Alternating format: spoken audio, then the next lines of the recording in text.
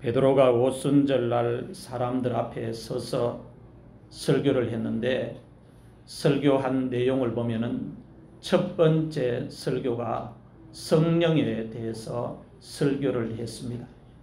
성령에 대해서 전혀 모르고 있는 유대인들과 또 예루살렘에 살고 있는 사람들 앞에서 하나님 아버지께서 보내주시겠다고 약속하신 성령에 대해서 구체적으로 설명을 하면서 설교를 했습니다.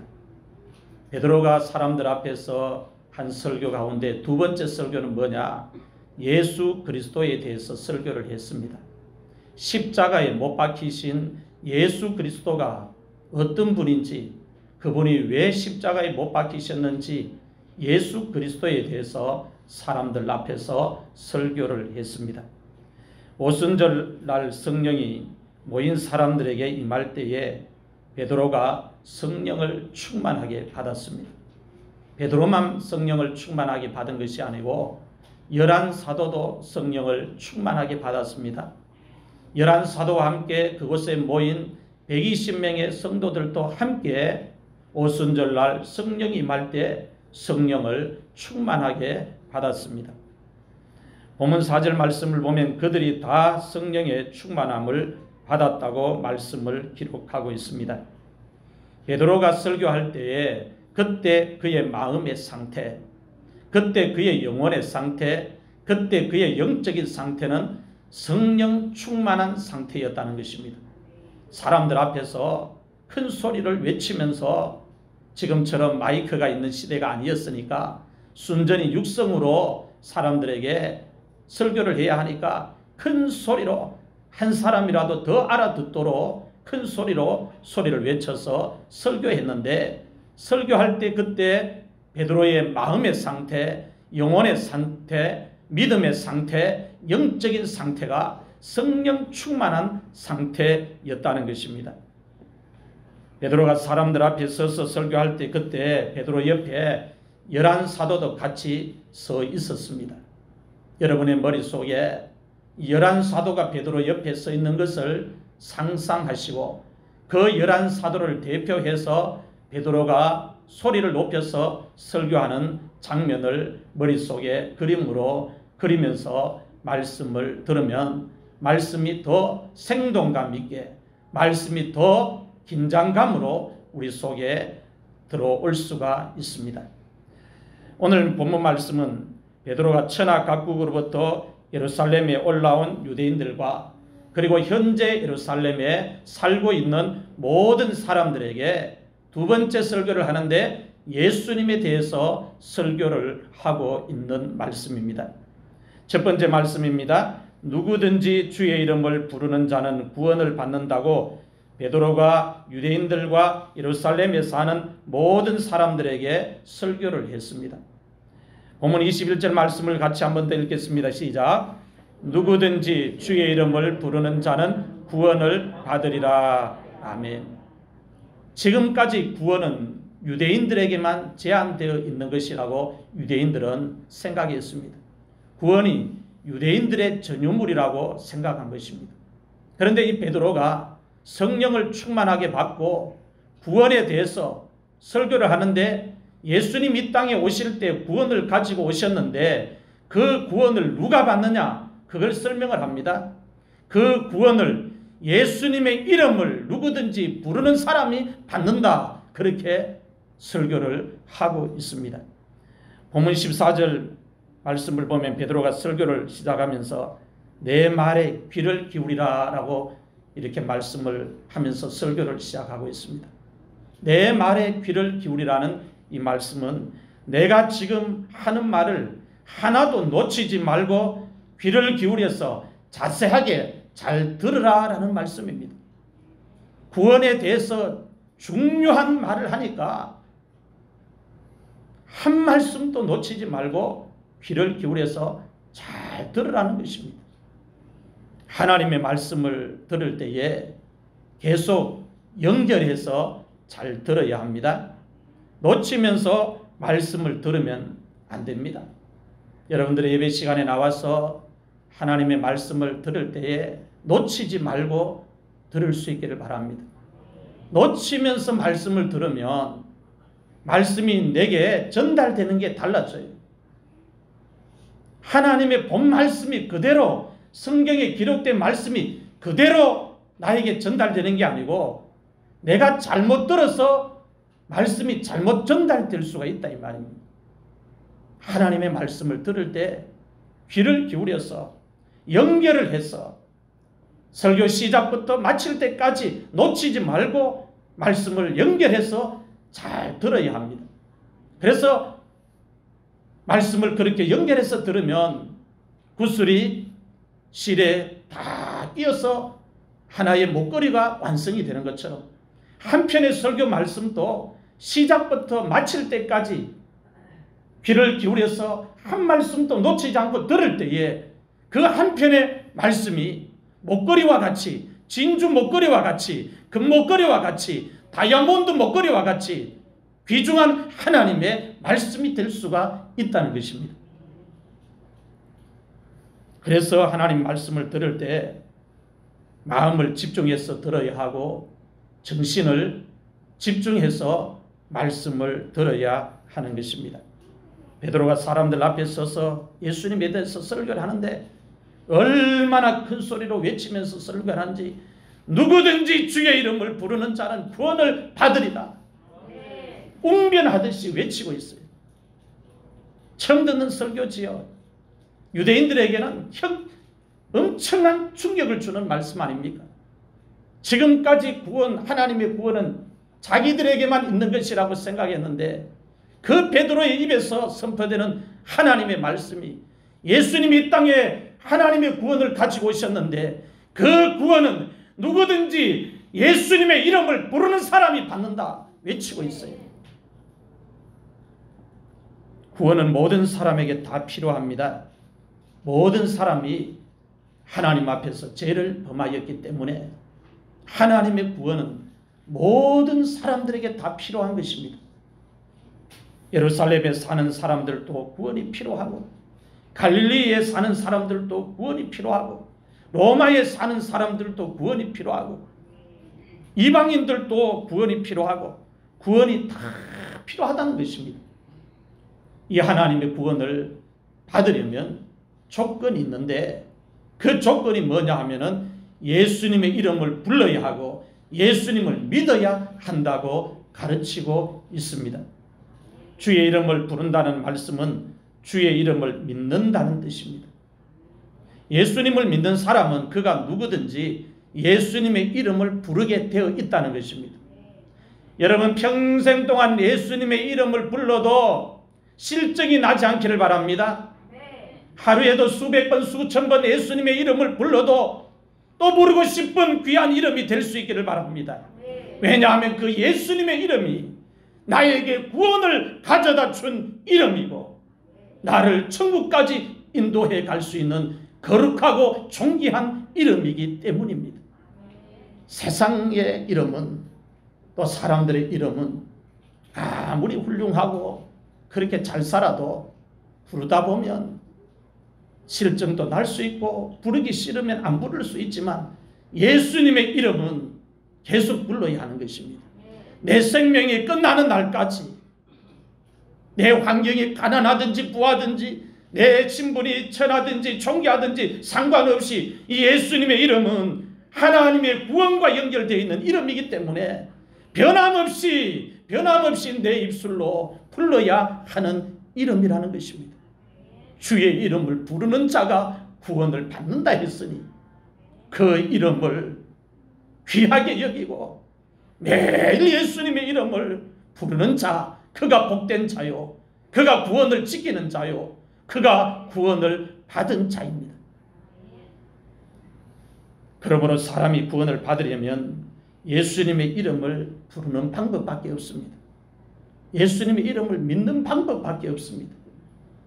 베드로의 설교의 핵심은 누구든지 주의 이름을 부르는 사람, 누구든지 예수님의 이름을 믿는 사람은 구원을 받는다는 것입니다. 설교의 내용이, 주제가 얼마나 간략합니다. 여러분 강단에서 주의 종들이 예수님에 대해서 계속 전해야 합니다. 예수님에 대해서 설교가 약해지고 말씀이 약해지면 성도들은 세상에서 방황합니다. 가장 중요한 천국에 가야 되는 걸 놓치게 된다는 겁니다.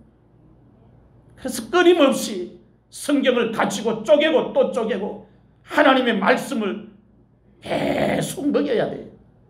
그래야 이 땅에서 믿음의 경주를 실패하지 아니하고 모두가 승리해서 예수님의 이름을 부르다가 예수님의 이름을 믿다가 최후 승리자가 되어 새 예루살렘 성 천국에 다 입성하게 되는 것입니다. 신분이 종이라도 상관없습니다. 자유자라도 상관없습니다. 남자도 여자도 상관없습니다. 배운 사람도 배우지 못한 사람도 상관없습니다. 유대인도 헬라인도 부자도 가난한 자도 상관없습니다.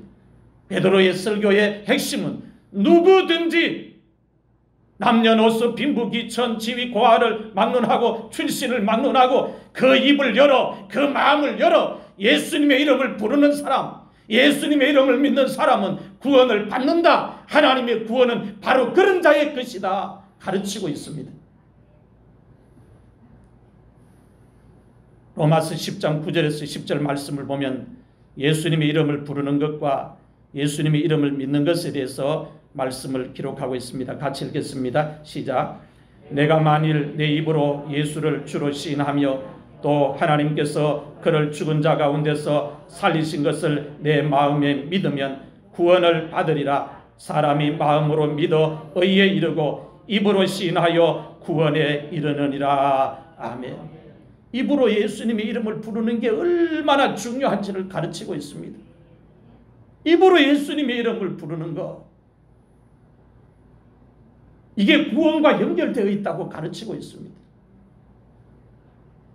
그래서 예수님의 이름은 주저함 없이 망설임 없이 하나님의 구원과 나의 구원과 연결되어 있으니 베드로가 소리를 높여서 주의 이름을 부르는 사람 구원받는다고 한 것처럼 우리 또한 하나님 말씀을 듣고 예수님의 이름을 부를 기회가 있으면 시간마다 큰 소리로 예수님의 이름을 기도하면서도 부르고 찬송하면서도 부르고 성경을 읽으면서도 예수님의 이름을 불러야 하는 것입니다. 로마서 10장 11절에서 13절 말씀도 보면은 예수님의 이름을 부르는 것과 예수님의 이름을 믿는 것에 대해서 말씀을 기록하고 있습니다. 같이 읽겠습니다. 시작. 성경에 이르되 누구든지 그를 믿는 자는 부끄러움을 당하지 아니하리라 하니 유대인이나 헬라인이나 차별이 없음이라. 한 분이신 주께서 모든 사람의 주가 되사 그를 부르는 모든 사람에게 부요하시도다. 누구든지 주의 이름을 부르는 자는 구원을 받으리라. 아멘. 로마서는 중요한 책입니다. 신약 27권 가운데 다 불에 타고 없어져도 로마서 한 권만 있어도 성도들이 구원을 받는데 지장이 없을 만큼 하나님의 구원에 대해서 자세하게 기록을 해놓은 책입니다. 이 로마서에도 구원에 대해서 기록하기를 주의 이름을 불러라고 이야기합니다.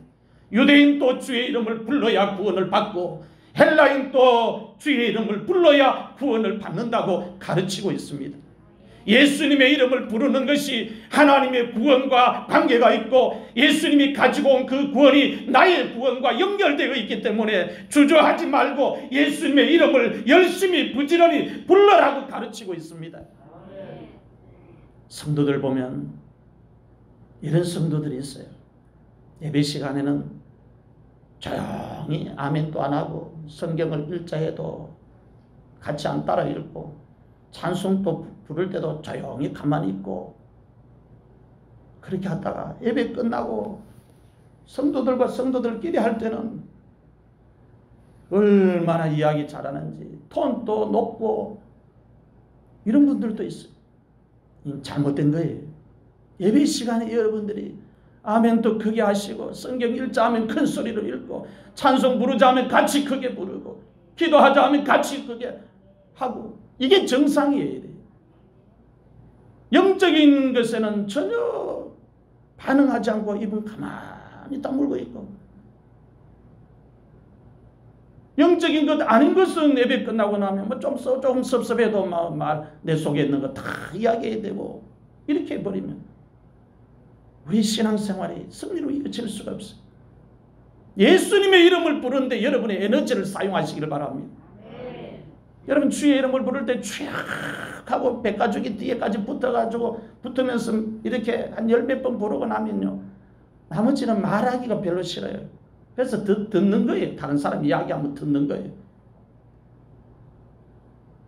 그래서 최고의 대화는 경청하는 것이라고 이야기합니다. 다른 사람 이야기를 많이 들어보면, 그런데 이걸 우리가 영적으로 주의 이름을 많이 안 부르는 사람은요, 사석에서 자기만 말하는 거예요. 자기만 말해요. 이게 옳은 게 아닙니다. 여러분. 옳은 게 아니에요. 말 많이 하면 실수밖에 더 하겠어요. 할 수만 있으면 말을 적게 하고 많이 듣고, 예배 시간에 영적인 일에는 주님을 향해서 소리를 지르고 예수님의 이름 부르고 아멘하고 성령님이 임하도록 간절하게 사모하고, 이럴 때의 성령이 불같이 임하셔서 역사하지 않겠습니까? 유대 사람이나 그리스 사람이나 차별이 없다고 말씀합니다. 예수님은 모든 사람에게 똑같이 주님이 되십니다. 예수님은 예수님의 이름을 부르는 모든 사람에게 은혜를 풍성하게 내려주십니다. 예수님의 이름을 부르는 사람에게 뭐 필요한지 하나라도 더 주고 싶어서 예수님은 관심을 가지시고 눈을 거기에 두시고 그렇게 하시는 것입니다. 로마서 10장 14절 말씀을 보면 주님의 이름을 부르는 순서를 이야기하고 있습니다. 같이 읽겠습니다. 시작. 그런즉 그들이 믿지 아니하는 이를 어찌 부르리요, 듣지도 못한 이를 어찌 믿으리요, 전파하는 자가 없이 어찌 들으리요. 아멘. 예수님의 이름을 부르려면 먼저 예수님을 믿어야 한다고 가르치고 있습니다. 예수님을 믿지 않는 사람이 예수님의 이름을 먼저 부를 수 없다는 겁니다. 그들이 믿지 아니하는 이를 어찌 부르리요 했습니다. 안 믿는데 어떻게 예수님의 이름을 부를 수 있겠느냐, 이런 말씀이에요. 듣지도 못한 이를 어찌 믿으리요 했습니다. 누군가가 예수님에 대해서 듣도록 하려면 누군가가 전해주어야 합니다. 오늘 우리가 지금 예수님을 믿지만 누군가가 우리에게 예수님에 대해서, 하나님의 말씀에 대해서 듣도록 전해주었기 때문에 듣고 지금 예수님을 믿고 있는 것입니다. 전파하는 자가 없이 어찌 들으리요 했습니다. 그래서 우리가 먼저 믿었기 때문에, 누군가를 통해서 들어서 지금 믿고 있기 때문에, 예수님의 이름을 부르고 있기 때문에 우리의 남은 사명은 뭐냐? 예수님에 대해서 아직 모르는 사람, 복음에 대해서 아직 모르는 사람에게 우리의 입을 열어 전파해야 합니다. 전파할 때에 그들도 예수님의 이름을 들을 수 있도록 기회를 주고 그렇게 해야 된다고 성경은 가르쳐 주고 있습니다. 그러므로 순서가 주님의 이름을 부르는 것이 먼저가 아니고 주님의 이름을 믿는 것이 먼저라는 거예요. 믿으면 주님의 이름을 자연적으로 부르게 된다는 것입니다. 이 믿음이 먼저 발생하도록 하기 위해서는 복음을 들어야 된다. 예수님이 누군가가 들어야 된다. 사람의 귀는요, 마지막에 닫힙니다. 심장이 이렇게 멈춰도 귀는 마지막에 닫혀요. 그래서 의식이 없고 아무런 이렇게 몸을 흔들어도 반응이 없어도 심장이 멎는 순간까지 사람이 하는 대화는 다 들어요. 그 누워있는 사람 옆에 있어 하는 이야기는 다 들립니다. 청각은 하나님이 마지막에 닫히도록 해놨습니다. 왜 그럴까요? 구원 때문에 그렇습니다. 구원 때문에. 그래서 마지막 누워있는 사람에게도 복음을 전해야 돼요. 예수 믿어야 된다. 숨 끊어지기 전까지 예수님의 이름을 불러라고 가르치고 그렇게 해야 되는 거예요. 그래서 모든 시대에 복음을 전파하는 자가 중요하고 하나님의 말씀을 전파하는 자가 중요한 것입니다. 복음을 전파하는 자가 있어야 사람들이 복음을 듣고 주님의 이름을 믿을 수가 있습니다. 복음을 전파하는 자가 없으면 사람들이 예수님을 믿고 싶어도 믿을 수가 없습니다. 사람들이 복음을 듣고 싶어도 복음을 전파하는 자가 없으면 복음을 들을 수가 없습니다. 복음을 들을 수 있는 게 이게 복입니다. 여러분, 우리가 지나가는데 누군가가 전도자 한 장을 나에게 주었다면 그게 복이라는 거예요.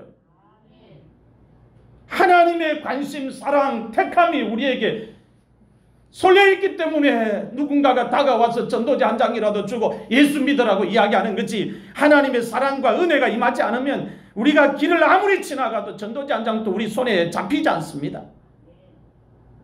모든 것이 하나님의 은혜라는 겁니다. 그래서 복음을 어떻게 하면 듣도록 하기 위해서 하나님은 여러 사람을 사용하시고 여러 방법을 사용하시는 거예요. 복음을 듣지 못하면 사람들이 예수님을 믿을 수가 없습니다. 로마서 10장 17절에서 18절 말씀을 보면은 전도자가 복음을 전할 때 듣는 것이 얼마나 중요한지 말씀을 하고 있습니다. 같이 읽겠습니다. 시작. 그러므로 믿음은 들음에서 나며 들음은 그리스도의 말씀으로 말미암았느니라. 그러나 내가 말하노니 그들이 듣지 아니하였느냐. 그렇지 아니하니 그 소리가 온 땅에 퍼졌고 그 말씀이 땅끝까지 이르렀도다 하였느니라. 아멘.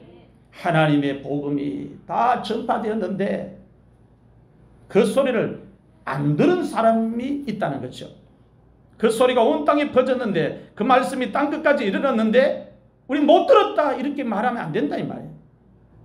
복음이 전파되었는데 안 들었기 때문에 못 들은 거지. 그러니까 복음은 온 땅에, 그 소리가 온 세상에 전해졌다는 겁니다. 전해졌는데 사람이 마음이 강팍해서 안 들은 거지 못 들은 게 아니라고 이야기하는 것입니다.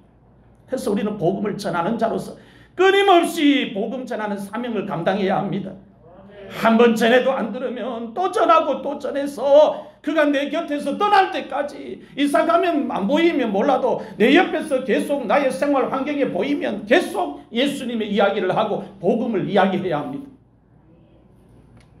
이방 종교는 인간이 신을 찾아가는 종교입니다. 그래서 이방 종교의 특징은 제단을 쌓아놓고 얼마나 많은 재물을 가지고 와서 그 신의 마음을 움직이려고 정성을 쏟는지 몰라요. 그래서 이방 제단의 특징은 신전이 커요. 웅장해요. 예식이 화려해요. 그런데 하나님을 섬기는 우리 기독교는 인간이 하나님을 찾아가는 종교가 아니고 신이 인간을 찾아오는 종교입니다. 하나님이 인간을 찾아오는 종교예요. 예수님이 인간을 찾아오셨죠. 세상에 내려오셨어요. 하나님이 예수님을 세상에 보내셨어요. 이건 하나님이 인간을 찾아왔다는 거예요. 이게 기독교와 이방 종교의 차이점입니다. 세상의 종교는 그 종교가 어떤 종교든지 인간이 신을 찾아갑니다. 그래서 입는 옷도 화려합니다. 그런데 기독교는 하나님 인간을 찾아왔어요. 그래서 찾아오신 그 하나님을 인간이 마음의 문을 열고 영접하기만 돼요. 영접하기만 하면 된다는 거예요. 그 이름을 부르기만 하면 된다는 겁니다. 요한복음 3장 13절에서 17절 말씀을 같이 읽겠습니다. 시작. 하늘에서 내려온 자 곧 인자 외에는 하늘에 올라간 자가 없느니라. 모세가 광야에서 뱀을 든 것 같이 인자도 들려야 하리니 이는 그를 믿는 자마다 영생을 얻게 하려 하심이니라. 하나님이 세상을 이처럼 사랑하사 독생자를 주셨으니 이는 그를 믿는 자마다 멸망하지 않고 영생을 얻게 하려 하심이라. 하나님이 그 아들을 세상에 보내신 것은 세상을 심판하려 하심이 아니요 그로 말미암아 세상이 구원을 받게 하려 하심이라. 아멘. 여기서 세상이라는 말에 그 단어를 빼고 우리 이름 석자를 집어넣으면 더 은혜가 깊이 다가와요. 세상이라는 단어를 빼고 여러분들이 집에 가셔서 한번 이 본문 말씀을 요한복음 3장 13절에서 17절 말씀을 혼자 조용히 한번 읽어보십시오. 하나님의 그 한량없는 은혜가 우리 속에 강타합니다. 하나님이 나를 사랑하셔서 예수님을 보내셨다고 말씀하고 있습니다. 나를 심판대에 세워서 구원을 받도록 하기 위해서 예수님 보냈다고 그렇게 말씀하고 있습니다. 두 번째로 예수님께서 행하신 능력과 예수님께서 당하신 죽음과 하나님께서 예수님을 사망에서 불어 다시 살리신 일에 대해서 베드로가 설교를 하고 있습니다. 예수님께서 사람들에게 행하신 능력, 기적, 기사와 표적은 사람들이 흉내를 낼 수 없습니다. 마치 애굽왕 앞에 모세가 가서 기적을 이렇게 행했지 않습니까? 그 기적들을 애굽의 술사들이 처음에 흉내 내다가 나중에는 흉내 못 낸 것처럼 예수님 이 땅에 오셔서 행한 모든 기적은 사람이 흉내 낼 수가 없습니다. 흉내 내다가 다 망신당합니다. 왜냐? 예수님은 하늘의 능력을 가지고 세상에 오셨기 때문에 예수님이 행하신 능력, 기적, 기사, 표적은 위대한 표적이고 위대한 기사고 위대한 기적인 것입니다. 예수님께서 행하신 많은 기적과 표적 중에서 사람들이 똑같이 따라서 행할 수 있는 기적은 하나도 없다고 성경은 가르치고 있습니다. 예수님께서 행하신 기적은 원천이 하나님이십니다. 능력의 원천도 하나님이시고 기적의 원천도 하나님이신 거예요. 예수님께서 사람들에게 행하신 기적은 예수님께서 전지하시고 전능하시다는 것을 말씀하고 있습니다. 예수님께서 앞을 보지 못하는 맹인의 눈을 고쳐주셨습니다. 시각장애인을 예수님이 고쳐주셨습니다. 현대의학도 아직까지 시신경이 죽으면 다른 사람의 눈을 가지고 이렇게 수술을 해도 시력을 못합니다. 중요한 신경이 죽어버리면 현대의학도 아직까지 앞을 보지 못하는 사람을 보도록 하는 게 어렵습니다. 그런데 예수님은 손으로 만지니까 말씀 하나에 앞을 보지 못하는 사람이 보고 걷지 못하는 사람이 걷고 말을 하지 못하는 사람은 혀가 풀리고 듣지 못하는 사람은 청각의 기능이 다시 살아나 듣게 되고 나병 환자는 예수님이 말씀을 듣고 고침을 받고 누워있던 중풍병자는 그 침상에서 일어나는 이런 엄청난 기적이 예수님의 말씀 한마디에 예수님이 만져주신 그 손길 하나에 일어났다는 겁니다. 기적이. 바다에 일고 있는 그 풍랑도 예수님 말씀하시니 잔잔해졌습니다.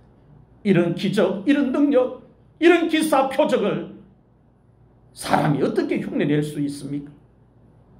흉내낼 수 없습니다. 하나님께서 예수님을 통해서 이렇게 큰 기적과 이렇게 큰 능력과 이렇게 큰 기사를 사람들에게 보여주셨습니다. 보여주신 이유가 있습니다. 보여주신 이유가 뭐냐 하면은 나사렛 예수를 사람들 앞에서 증언해서 그 예수님의 이름을 사람들로 하여금 믿도록 하기 위해서라는 거예요.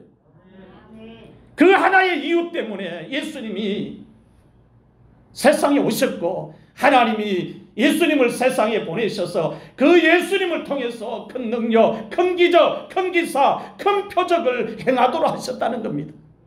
안 못 보는 사람 보게 하고 듣지 못하는 사람 듣게 하고 말하지 못하는 사람 말하게 하고 걷지 못하는 사람 걷게 하고 누워있는 사람 이렇게 세우고 이렇게 많은 기사와 표적과 능력을 예수님을 통해서 드러내시고 나타내신 것은 사람들 앞에서 하나님께서 나사렛 예수를 증언해서 그분이 누군가를 가르치면서 그 예수님의 이름을 사람들로 하여금 믿도록 하기 위해서 그렇게 하셨다 말씀하고 있습니다.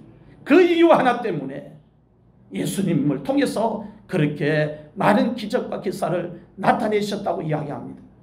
이는 그를 믿는 자마다 영생을 얻게 하려 하심이니라 했습니다. 그것 때문에 이 이유 하나 때문에 그렇게 하셨다는 것입니다. 하나님께서 예수님을 통해서 이렇게 큰 기적과 큰 능력을 사람들에게 베푸셨는데도 불구하고 사람들이 어떻게 했습니까? 유대인들이 법 없는 자들의 손을 빌려서 유대인들이 율법이 없는 자들의 손을 빌려서 로마 사람들의 손을 빌려서 예수님을 십자가에 못 박아서 죽였다고 이야기합니다.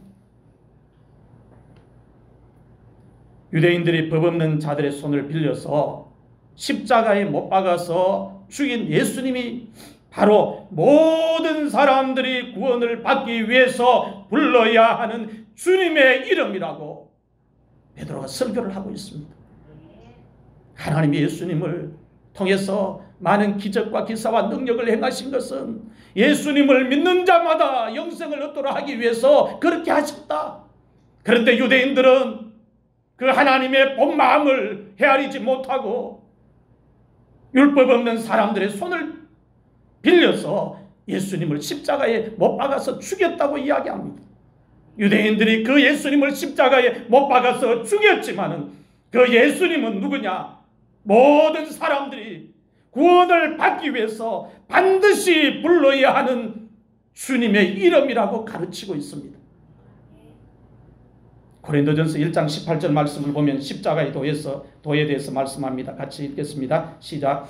십자가의 도가 멸망하는 자들에게는 미련한 것이요 구원을 받는 우리에게는 하나님의 능력이라. 아멘. 십자가를 통해서 사람들이 구원을 받는다고 말씀합니다. 십자가를 통해서 사람들이 죄사함을 받는다고 말씀하고 있습니다. 십자가가 없으면 인간이 구원을 받을 수가 없다는 것입니다. 십자가가 없으면 인간이 죄사함을 받을 수가 없다고 이야기합니다. 십자가가 없으면 하나님의 은혜도 없다고 이야기합니다. 예수님이 힘이 없어서 십자가에 못 박힌 게 아니라는 겁니다. 하나님에게 능력이 없어서 당신의 아들 예수님을 십자가에 못 박도록 내버려 둔 게 아니라는 겁니다. 십자가가 없으면 하나님의 구원이 완성되지 않으니까, 십자가가 없으면 죄사함을 받을 수 있는 길이 없으니까 예수님을 십자가에 못 박도록 하나님이 내어주신 것이라고 이야기하고 있습니다. 빼앗긴 것하고 내어준 것하고는 근본적으로 다르지 않습니까? 능력이 많은 분이 내어준 거라는 거예요. 누구를 위해서? 우리를 구원하기 위해서. 유대인들이 법 없는 자들의 손을 빌려서 예수님을 십자가에 못 박아서 죽였지만 하나님은 또 다른 하나의 일을 행하셨는데, 하나님이 행하신 그 일이 뭐냐? 하나님께서 예수님을 사망의 고통에서 풀어서 다시 살리셨다 이야기합니다. 구원의 완성을 이야기하고 있습니다. 십자가 구원의 완성을 이야기하고 있습니다.